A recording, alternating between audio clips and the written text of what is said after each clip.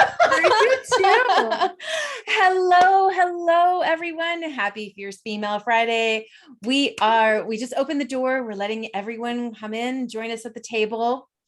For those of you who are walking in the door, as you know, we love to know where you're watching from today. So be sure to drop it in the chat. Let us know. Link. Last time did we do Instagram? So today, how about drop a link to your Facebook profile? Like, let's get connected over there on Facebook. Actually, since we've been on Facebook a lot, let's do LinkedIn today.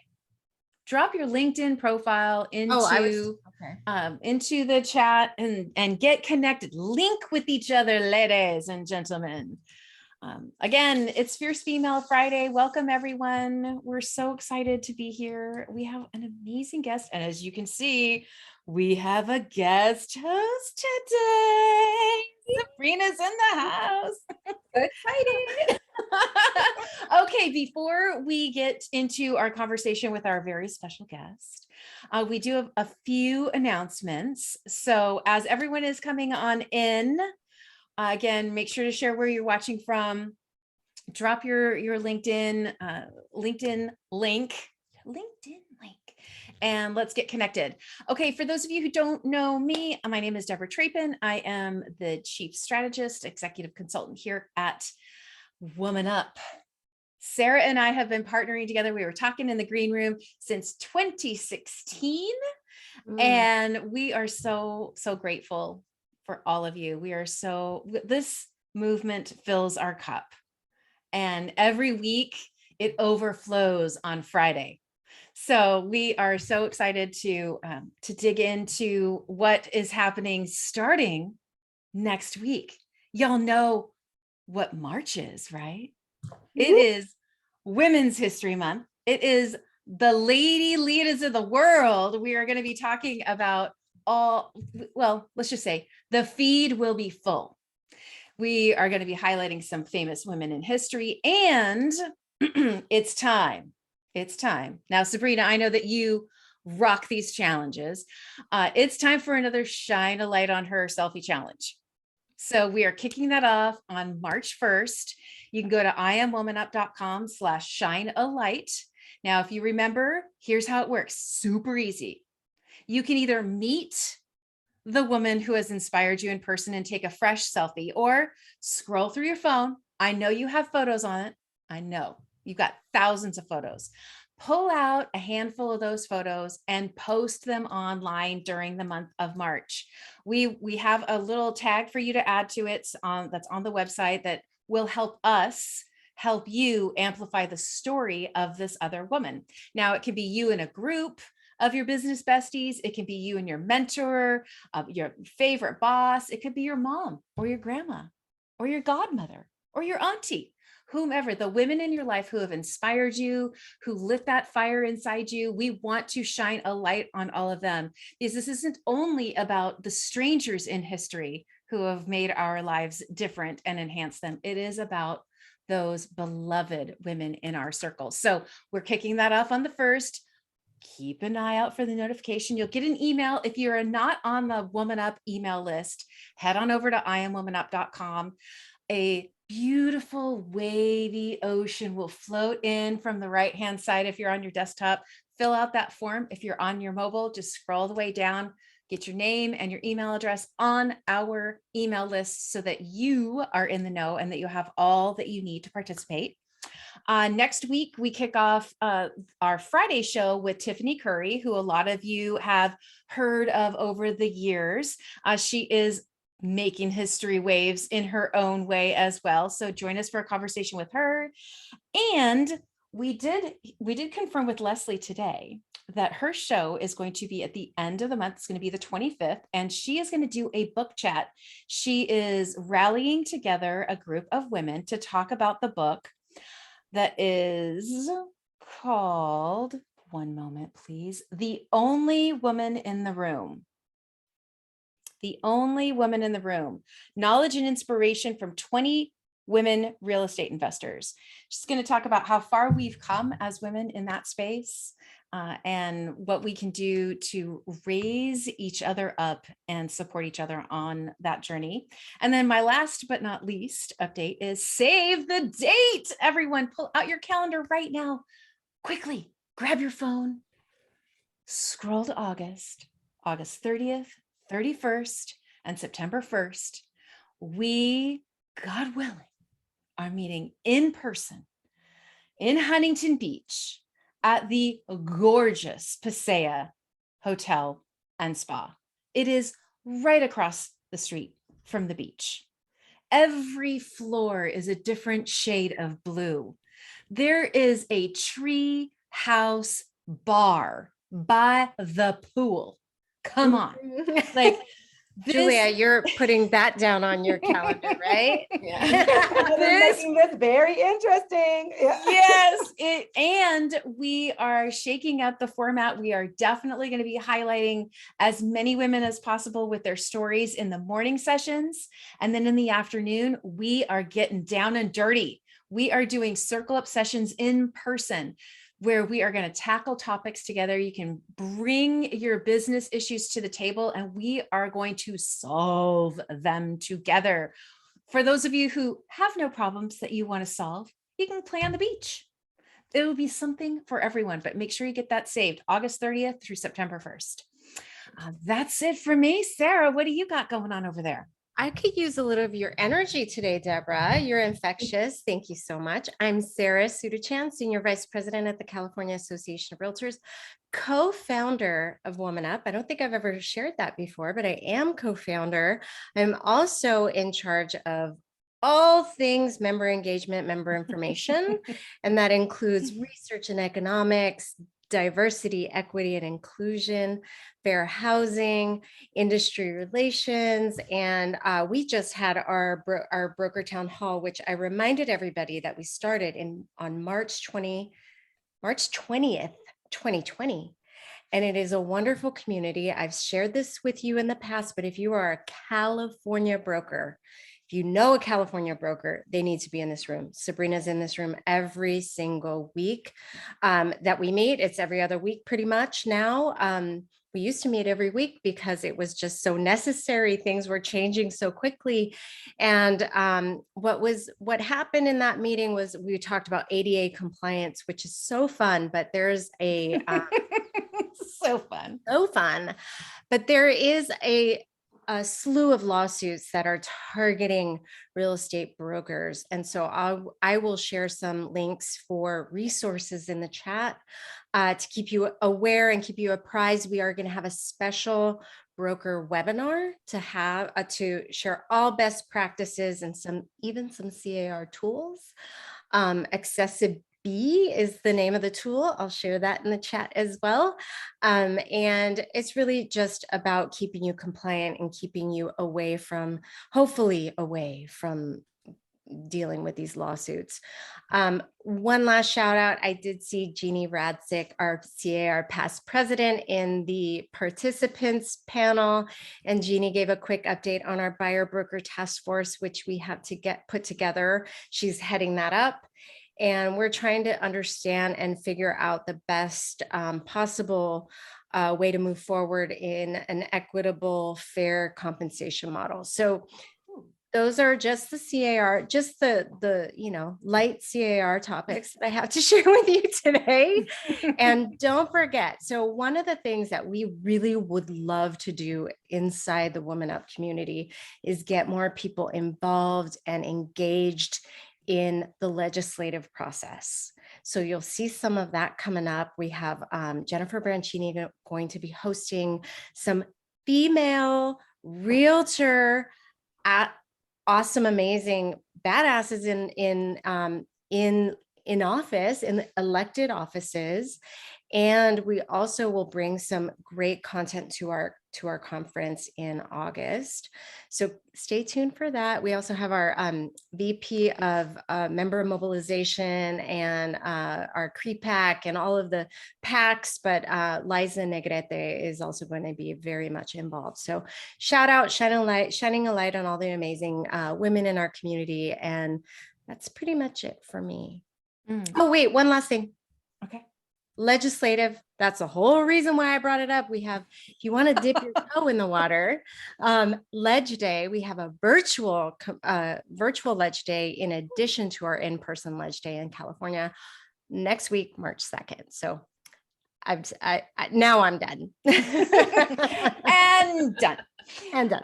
Okay. See. I'm seeing all sorts of great engagement in the chat, and I want to make sure that everyone who wants to share with everyone chooses the everyone in the blue pull down menu, because I am seeing ones that are coming to the host and panelists only. So for those of you who want to engage with everyone here, make sure to go down under just right above where you're typing your message in and choose the everyone option. Okay.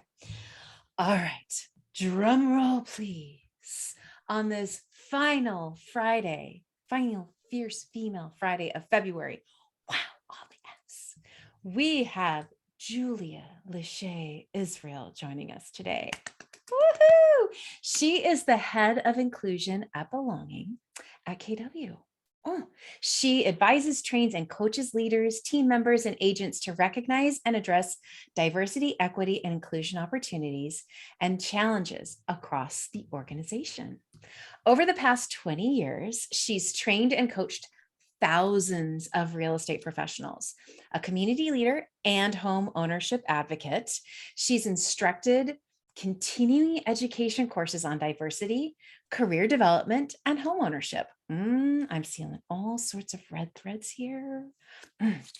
Julia is the co-founder and owner of Refocus University, a real estate training firm focused on career development and diversity.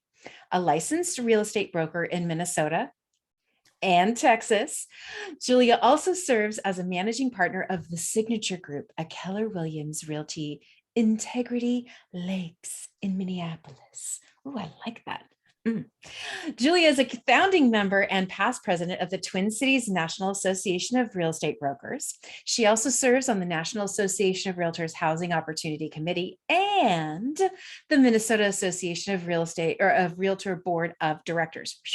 In 2020, Julia received the Exceptional Service Award conveyed by the Minneapolis Area Realtors. Welcome to the show, Julia. Thank you. That was long. I don't know if I should come busting through the door or what, but thank you so much for having me. I'm excited to be here this Friday.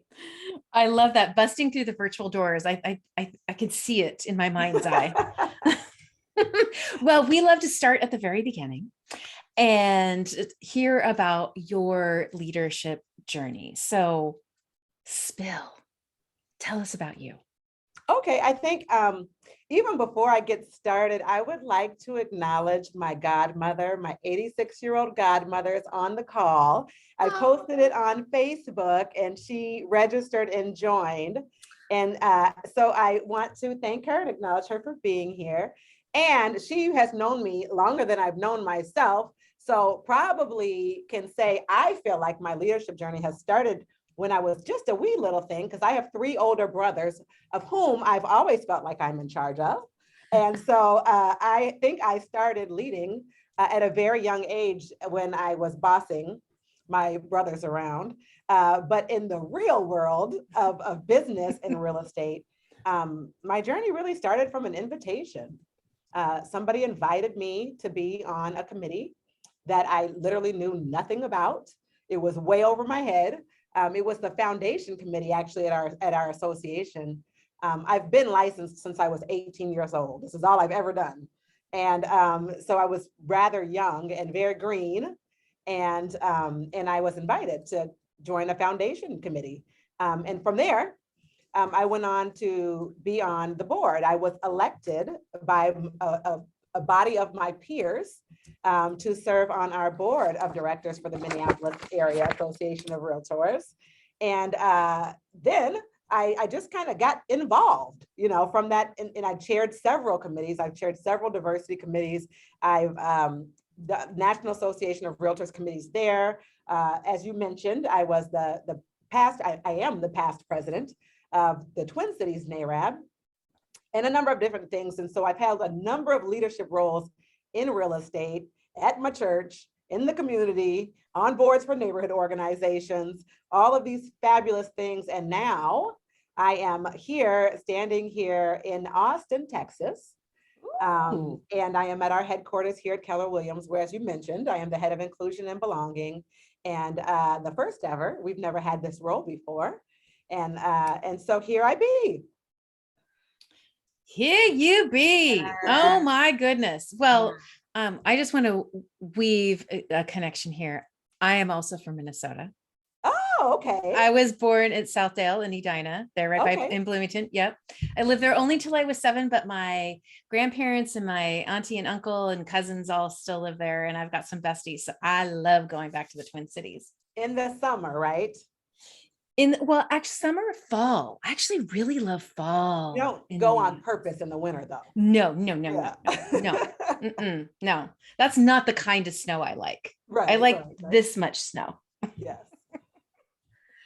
Well, Julia, I heard you had 3 older brothers, which can be challenging in and of itself. So, and all of those leadership roles and got you to where you are today. I'd love to look back and have us hear a set of challenges or one challenge you faced in particular and how you got through that. I mean, I'm sure you have had a lot of experience with those older brothers. I've had a lot of experience with those older brothers. I also raised 2 sons. And, oh goodness! So I've experienced a lot. And you sent a question, and I read it several times when you asked this very question about challenges. And really, one of the biggest challenges was leaving Minnesota to move to Texas, and because at the time, so in 2019, I was quite comfortable, and kind of a little bit of a local celebrity, if you will. It was like I was comfortable. I was financially comfortable. People knew who I was.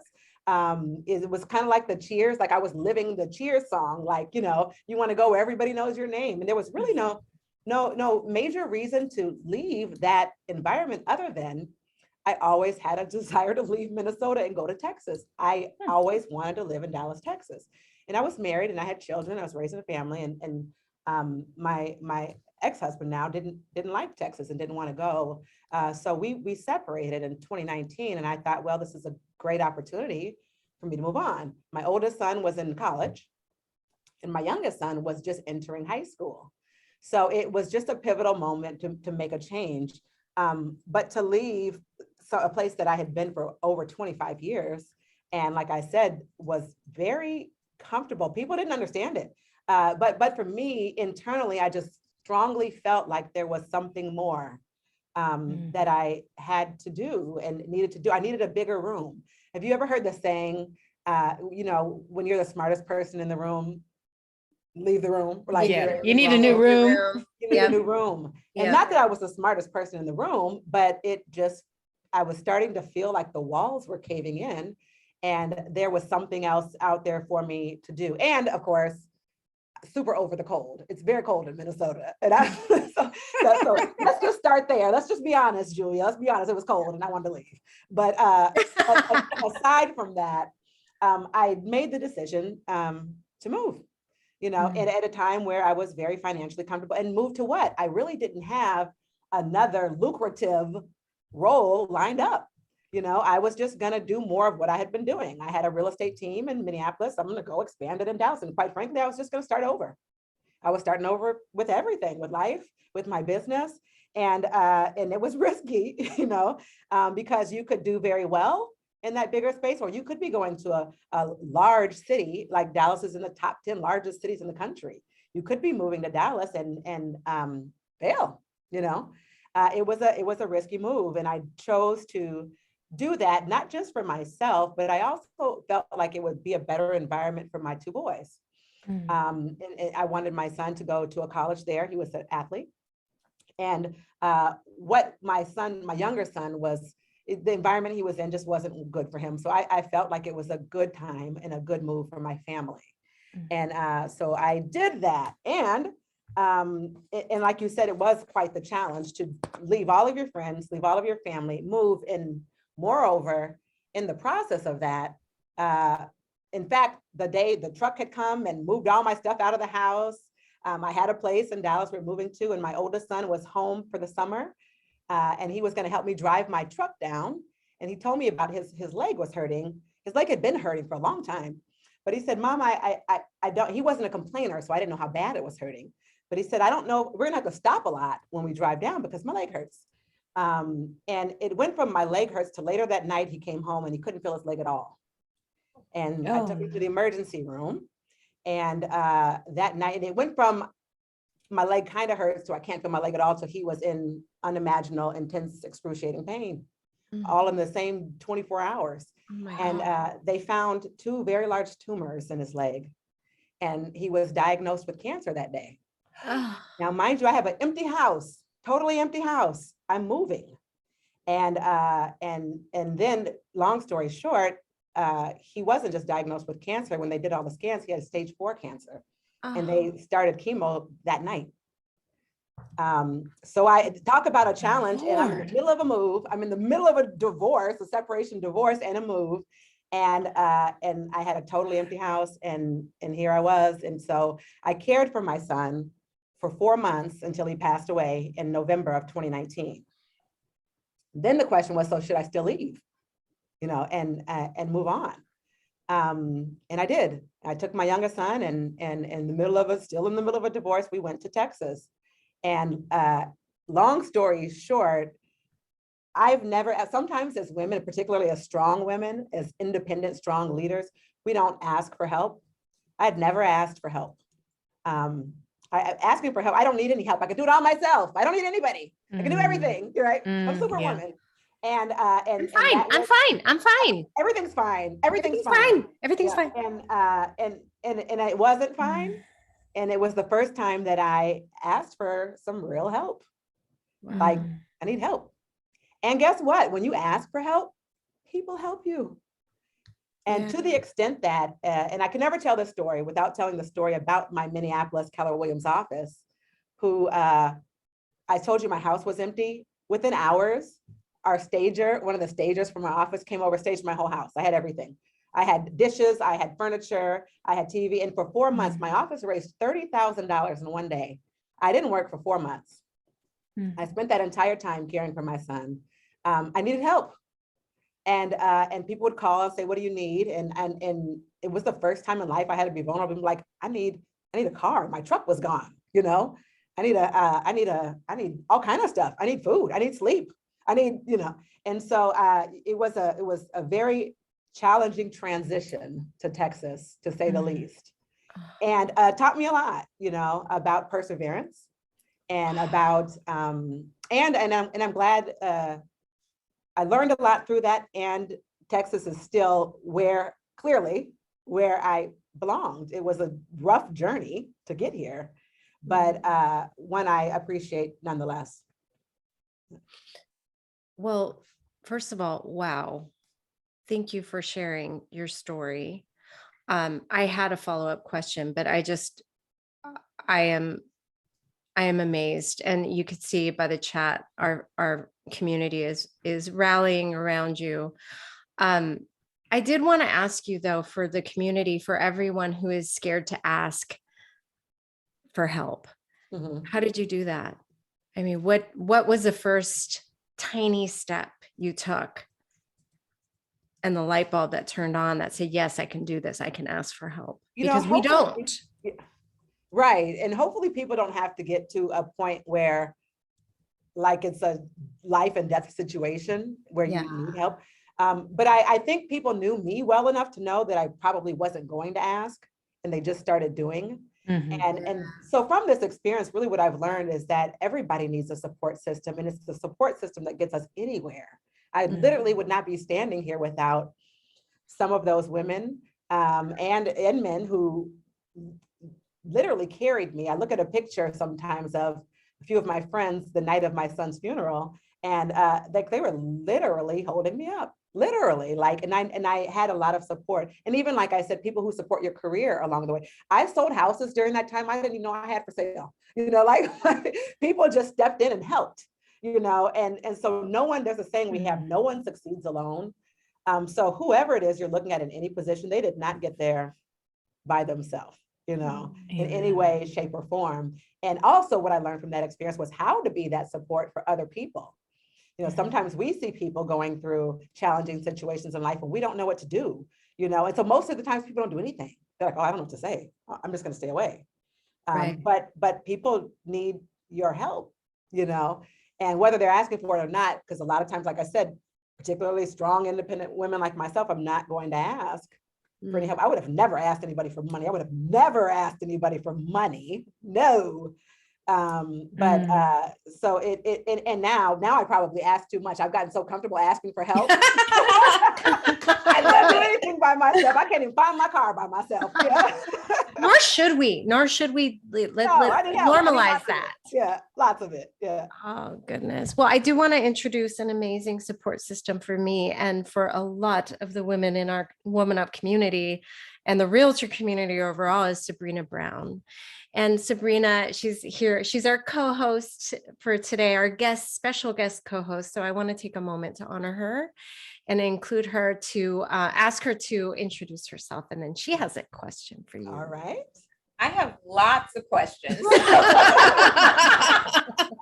I'm like totally in awe. So hello, everybody. Sabrina Brown, broker owner of Brown & Brown Real Estate in Fresno, California, fun Fresno. And I am super, super excited to be here with my WomanUP community. I actually, this is my space. This is my place. And you are my people. So I'm so excited to be here today. And especially having you here, Julia, because, I've been kind of stalking you. I hate to tell people that, but, 2020 Exceptional Service Award, 2021 Go Getter Award, 2022 Top Sales Group. I mean, come on now. So, you talk about being strong, being Black, and being beautiful, being bold. That's all you. So it's an honor and a privilege for me to be here. And so listening to your story, I'm even more in awe. And so I know you've had some amazing, amazing moments in your career. And I would love for you to share with us some of your favorite moments. Yeah, so one of my favorite roles has been when I was a productivity coach. I was a productivity coach for about 5 or 6 years, and my job was to help new real estate agents get into the real estate business and become successful.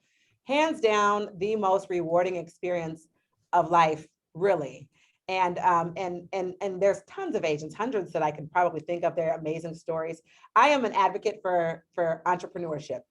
I love the entrepreneurial spirit and the ability to build something that is yours and the ability to make it whatever you want it to be.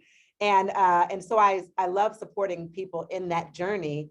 And there was 2 young guys that came to a class I was teaching one day. They came together. They were sales agents at a cable company, and they came to be real estate agents, a Black guy and a Hispanic guy, young guys. And watching them now, they started, and particularly Jose was doing everything I was telling him to do to be successful, and it was not happening. And he wasn't getting discouraged. He kept doing it. And I would say, focus on the activity, not the result. And he would do everything I said, and nothing was happening. 2, 3, 4, 5 months, 6 months, 7 months. He went 9 months before he ever had his first sale. Stuck to it though. And from that time, September to December, he closed 19 transactions. Wow. And he continues. So 10 houses a month now. He has a huge business. He came here. I invited him here to Austin to record some videos about real estate school in Spanish. And so he came to visit those, and we went out to dinner, and I invited another young lady as well. And we were all out to dinner with the president of the company. And for a lot of people, that would be the magical moment, right? Just going out to dinner with the company. But for me, my magical moment was just sitting there looking at how far Jose had come. Mm-hmm. He was telling us a story about his parents coming to America on a banana boat. He's from the Dominican Republic, and his whole experience. And while we were sitting there at dinner, he's showing me this $1 million house he bought, for him and his family. And his brother works for him, making the most money he's ever made in his life. And his wife works for them, and the lady from church works for them. And he's built this whole business that is a legacy, and to be, and there's so many of those Jose's, and Trey as well. Trey's my business partner now, but their stories are the moments for me, being able to be I was a part of that story. I knew him when. What we did was in those moments of helping people in that way, hands down the most memorable moments of my entire career. And I could name hundreds of them. And it's just incredibly fulfilling to be able to have been a part of people's lives in that way and to help people build this wonderful thing we call real estate, right? Yeah, and that's a sign of a true leader, because you didn't say anything that you did personally. It was all about that other person that you touched and their journey and their legacy that they built, and you were able to be a part of that. That is absolutely definitely amazing. yes. Absolutely amazing. I love this so much. Before you ask your next question, Sarah, I want to do two things. One, to remind everybody how we actually found Julia. Oh, yes. So we found you on the Net 100 list. Did you know that? No. That's how we found you. And I don't even know what that is. What is that? You were on a top 100 list from the wider net that focused on highlighting all diversity. Like, I don't think there is a white dude, a straight white dude on the list. It really is like diversity at its finest. We'll make sure to get you a link to the list, Julia. You're like, I don't even know what that was. So we found you there. And I think that it's really important to highlight that, because we talk about how important it is to lift people up that we've never met before and give them an opportunity to share their story. And this, what's happening right here. I mean, you're touching the lives of this community that you didn't know about it before we reached out, that we found out about from another community you never heard before. It's like this is so beautiful. It's like that woman who has the YouTube channel where she has strangers meet each other, but they can't see each other. I don't know if any of you have seen that, but I'll find the link to that. So I'm so grateful that you said yes. And I want to remind everybody that we are going to do an after the show segment today. So if you want to see it, if you want to be part of it, you have to stay here live, because we don't record that part. Remember, we're going to do some deeper dive in, some rapid fire with Julia. So if you want to hear her answers, stick with us live. Post the show off the record. Yeah. Getting real with Julia. Julia, thank you so much for being here. I love that list. Yeah. I love that wider net. I love what you're doing as head of inclusion and belonging. And we actually just hired on a chief diversity, equity, and inclusion officer, Farrell Wilder, on my team, who is amazing. It is not something, it's a new role. And so important, so needed. And I want to talk a little bit about your role and what you're doing. And I would love for you to share something you shared with us as your favorite topic to talk about, which is consciously inclusive leadership. So can you elaborate on that? I sure can. I guess I can start this with saying I've had the opportunity to do pretty much whatever I wanted to do in real estate, because I've had the support of the right leaders. Yeah. When I first got into real estate, there was 3 guys that owned our Keller Williams franchise: John Butler, Tom Vance, and Cotty Lowry. These guys owned this company. And John Butler, who I refer to him as Papa John. He's like my father. He's the owner, but he's the owner of our office, and he's always allowed me to do anything, that I wanted to do within our organization. And Cotty was president of the Minneapolis Association of Realtors, and he was several things before he was that.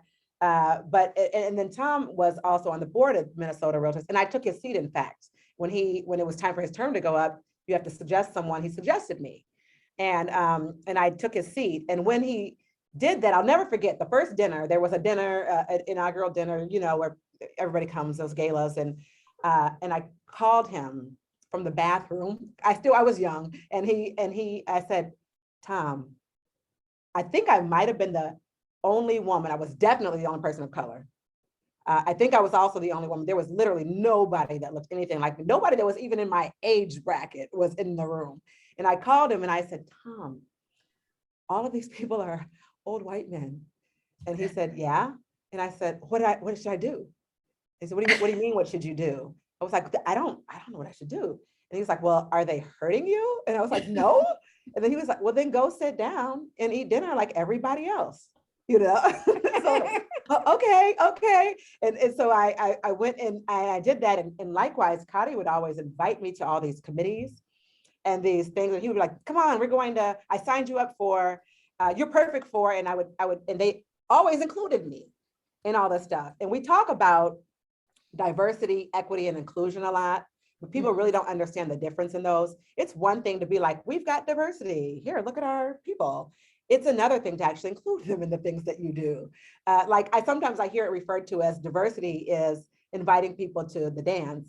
Inclusion is inviting people to the party, and inclusion is asking them to dance, right? And so they're very different things. It's very different to just be there than someone say, hey, we're dancing, come dance, And that's what they always did for me. And throughout my entire career, no matter what I was doing or where I was speaking, I know for sure Cotty's going to be in the audience. If it's in Minnesota, I know guaranteed he's going to be there. Like even if I'm singing in the choir, Cotty's there. He's always there. Like everybody needs a Cotty, and he would announce my name and he'd suggest me for things in rooms that I wasn't in. He'd invite me to things. And like I said, sometimes some of the stuff was over my head, and I really didn't know what was going on.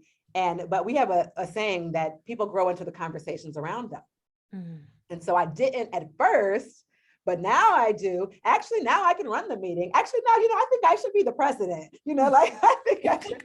And it has started because they were intentional about not just saying, oh, we've got diversity, but they were very intentional about asking me to dance and including me because I was qualified, even if I didn't know I was qualified, or if I didn't feel comfortable being there. And Tom's like, yeah, go sit down. You know more than half those guys. Like what you calling for the bathroom for? Yeah. You're supposed to be at the table. You belong there, And so those types of things that are truly important. So intentional inclusion, consciously inclusive, is really asking who else should be coming with me? Who else should I be inviting to the table? Whose voice are we missing? We may think, even us here, this is real, we may think we've got a really great idea about something, but I'm certain there's probably somebody who we could learn from that's not here today, that should probably be here today. So being very aware and conscious of asking, who is that person? Who is that voice? Who should we say, hey, Julia, come on, get in the car. We're going to a foundation committee meeting.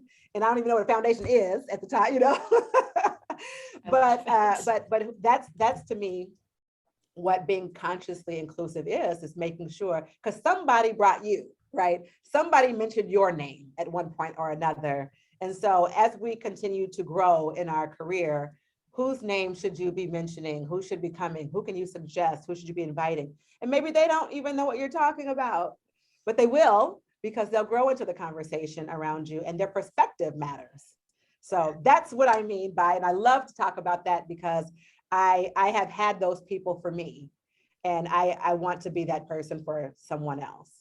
I love that. I love that your face lit up sharing that, and you are speaking a woman up truth, because we are all about advocating for the women around us and lifting up the women in our networks.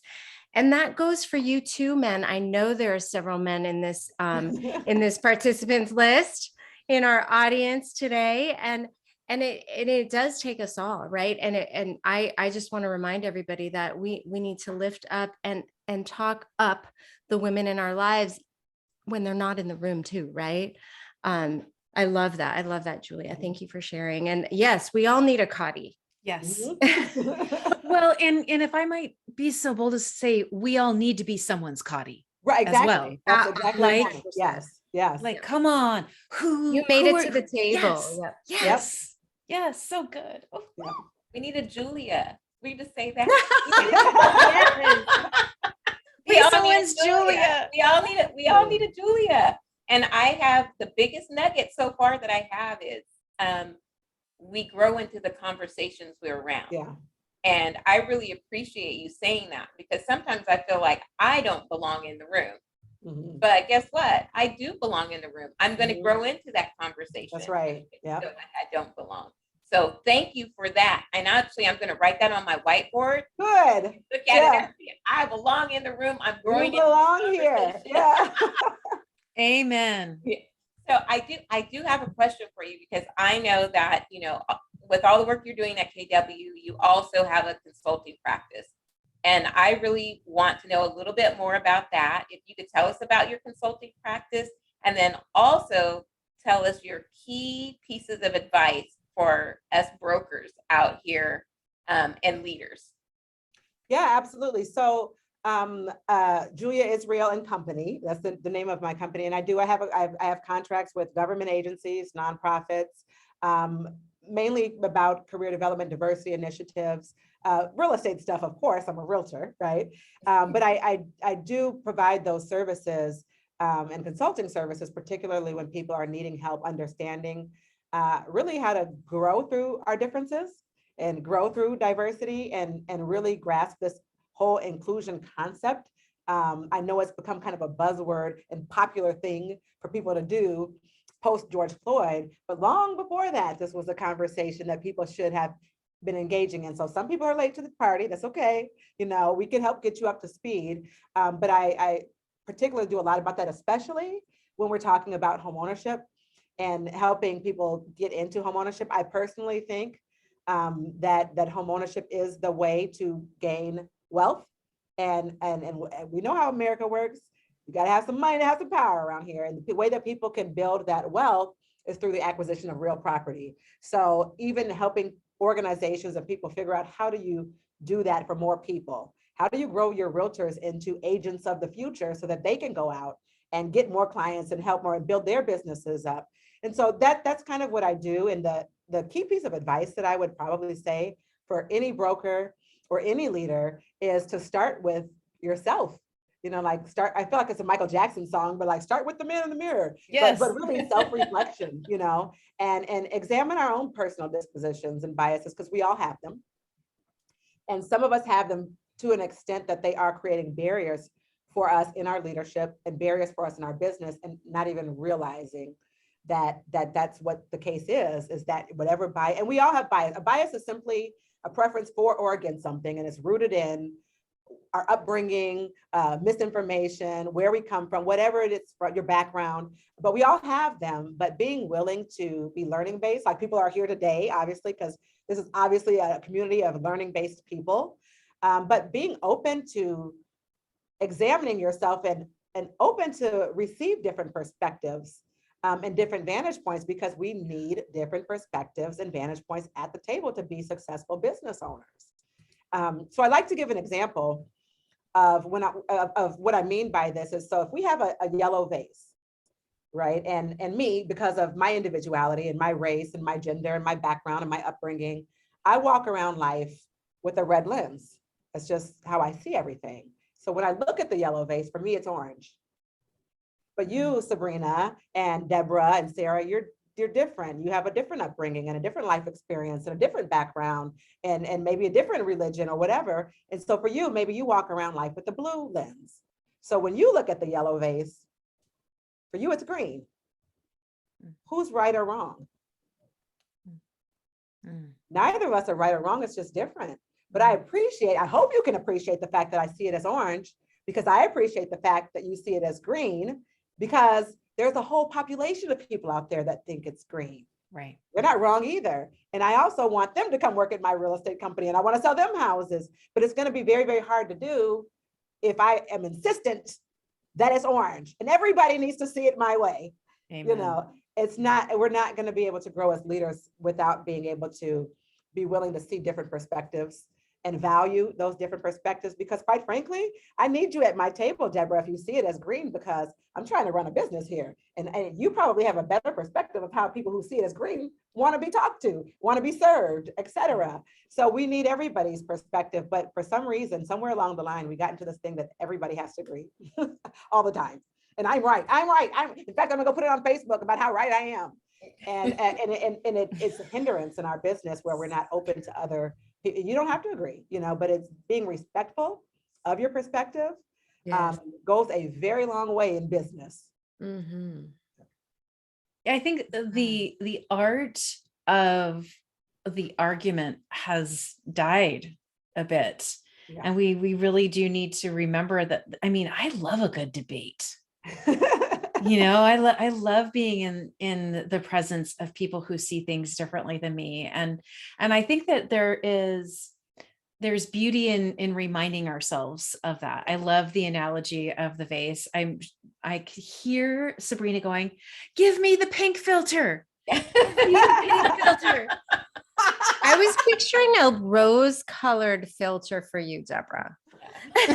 Well, it's but this, we all do have our own, I mean, we have our own colors, and I think that's a beautiful, it also reminds me about that crazy dress that some people saw like striped and some people saw it blue, and like there is, our eyes do see things differently. So I appreciate that that reminder, Julia. That's so beautiful. Well, before we do the final words of wisdom, we love to talk books and podcasts and all of the places where we soak in wisdom. So do you have any of the above that you recommend to leaders in your life? Yes. Yeah. And because this is Women Up, I would like to talk about Dare to Lead behind me here by Brene Brown. And I also want to tell, I'm always transparent whenever I speak. I got to tell the truth here. So they asked me this question, you guys, before the rest of you were on. And I had to look at my list because they said, we like to promote women authors. And I said, uh-oh. Because all the names I had written down were men. I had John Maxwell, I had Jay Papasan, I had T.D. Jakes, and I didn't think of that. And because, and this is another place in life where we ought to be more intentional. And I talked to them before you guys joined us about unconscious biases that we sometimes have, and me having to ask myself, why don't I have any women in my podcast list? Or all of the books, except for one on my shelf, are all written by men. I had not consciously asked myself that.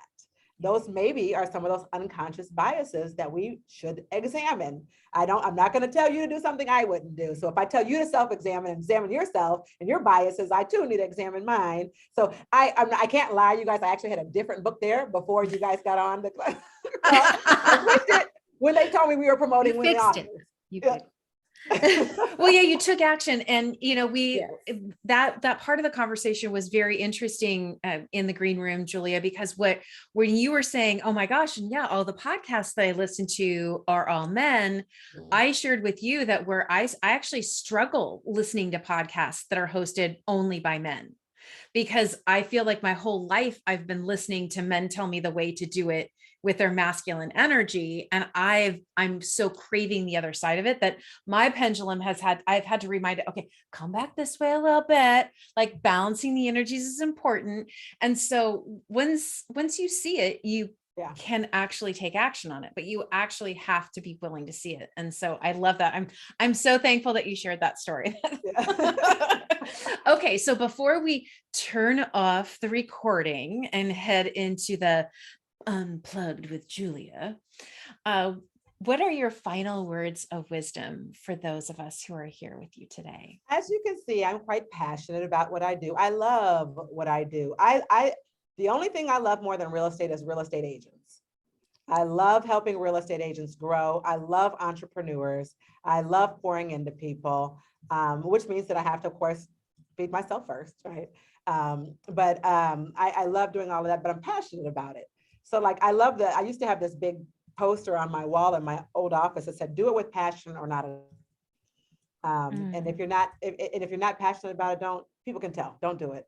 And then there's things that we're really passionate about, but people are like, I don't make any money doing that. Figure out how to make some money doing what you're passionate about, right? Find that passion, figure out how to capitalize off it, make some money off of it, because we only have one life to live. And for some of us, like my son, it's a lot shorter than others, right? So while we are here, like, do your thing, girl, do you, like, whatever you're passionate about, do that at a really high level, or don't do it at all. Find something else to do. Yeah, I love it. Oh, I feel like I just went to church. I see Julia in WomanUP's future. I do too. I love it. I love it. Thank you so much for those final words of wisdom. Yeah. And then again, for those of you who are sticking around for the after show, just hold on a second. We're going to close down the show for right now. But for those of you who are listening to this in the replay or in any other way, shape, or form, if you want to be part of the after show, join us live. Go to IamWomanUp.com/live, sign up for the Zoom notifications, and then block out the hour on Fridays at 2:00, because when we do Shine a Light on Her, we always ask, and we haven't gotten a no yet for the after show. So thank you to everybody who joined us here live. For those of you watching on the replay, remember the go to the beginning of the show on the video to find out this week's updates. Most importantly, make sure you save the date, mark your calendars, August 30th, 31st, September 1st. We do know that we will have a limited number of tickets for that live event. So make sure that you save the date and you get your tushy on the email list at IamWomanUp.com so that you are the first to hear when those tickets go live for sale. All right. Okay, everyone, we look forward to seeing you next week. Until then, have a great weekend. Bye. A special shout out to Faye Curry. Oh, yes. Thank you for joining us, Faye. Yeah, absolutely. And Sabrina, thanks so much for being our guest host with the most. My pleasure. Oh, I love it. Okay.